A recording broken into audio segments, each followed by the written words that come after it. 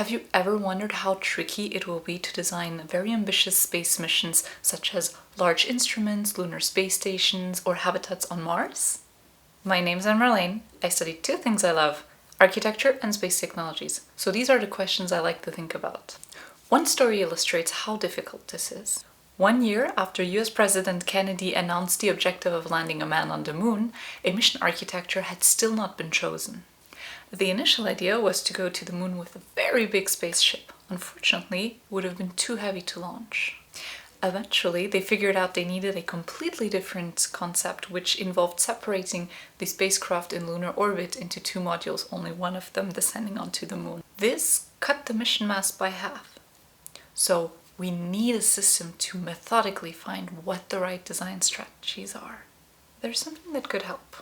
In the 1960s, pattern languages were developed to automatically generate low-cost yet custom plans for houses. We propose to develop a pattern language for space mission design made up of patterns or solutions which can reduce a mission's mass. With this pattern language, we've been able to generate many different mission architectures, including the one that uses the lunar separation and was eventually used. Because information is linked to each pattern, we can very quickly generate estimates for performance for each architecture.